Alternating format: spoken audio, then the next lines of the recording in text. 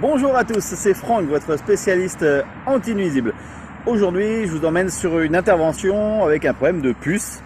Donc je vais vous expliquer dans cette vidéo pourquoi elles sont là et qu'est-ce qui fait qu'elles se développent, comment faire pour vous en débarrasser. Donc voilà, on va y aller et on se reprend après ces quelques images. Alors, nous voici sur le lieu de l'intervention. Donc, en fait, il s'agit du garage attenant à une maison. Les gens qui sont passés dans le garage se sont retrouvés avec une trentaine de puces en quelques minutes sur les jambes. Il n'y en a pas dans la maison, il y en a principalement ici. Vous allez comprendre pourquoi. Donc, en fait, vous voyez, il y a énormément d'excréments de chats, de poils de chat. Il y a un chat qui traîne effectivement, voilà, dans ce garage la nuit. Et donc, du coup, forcément, il y fait ses besoins, il est là en permanence. Alors l'endroit du garage où on a remarqué le plus, c'est dans cet angle-là, au niveau de l'établi. Vous voyez, il y a même une poubelle sur la droite, donc là il suffit qu'il y ait des aliments quelconques qui restent pendant quelques jours pour que ça permette leur développement. Donc là, bon, pour m'équiper, j'ai mis des bottes et une combinaison. Je vais d'ailleurs regarder si j'en ai déjà sur moi. Oui, il y en a déjà une ici. Bon, c'est pas facile de filmer une puce, c'est un peu petit.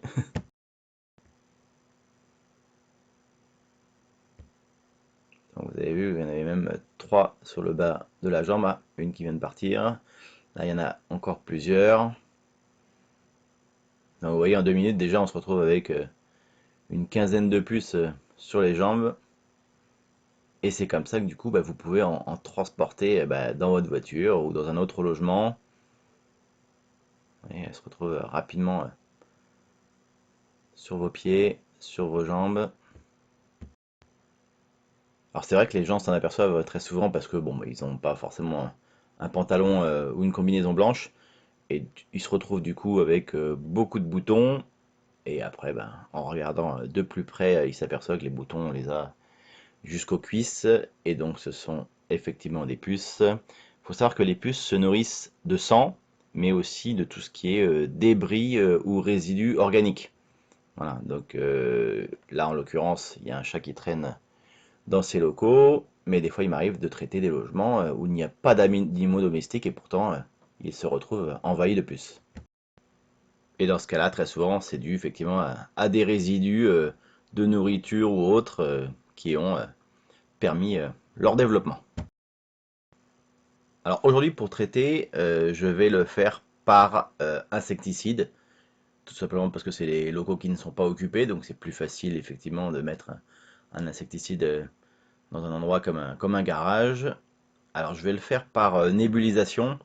C'est un appareil qui envoie des millions de gouttelettes d'insecticide à la minute. Donc évidemment, c'est pas un appareil qu'un particulier peut avoir chez lui, mais il peut tout à fait traiter à l'aide d'un pulvérisateur avec un produit insecticide.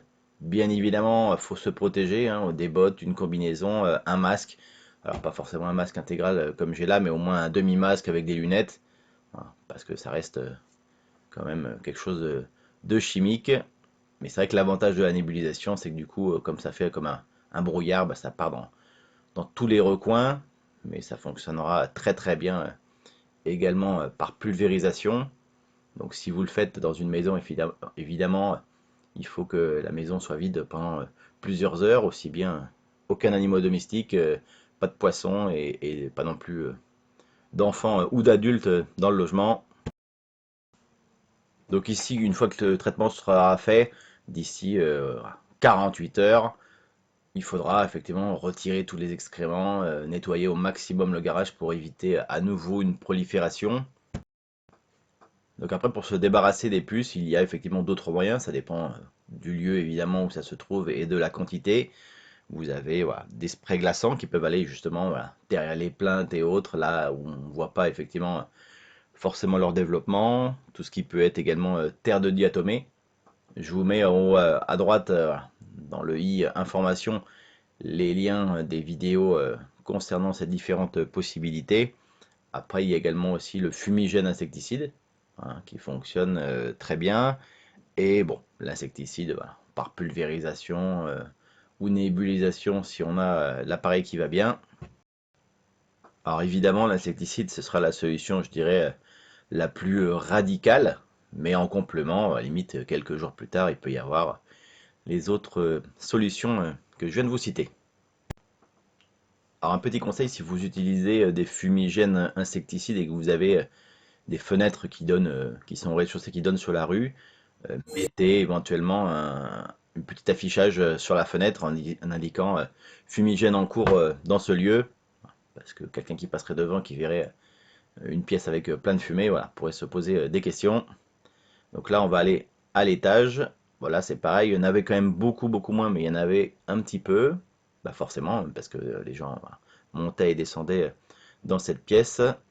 Donc en plus, c'est de la moquette sur le sol. Donc on va traiter de la même façon.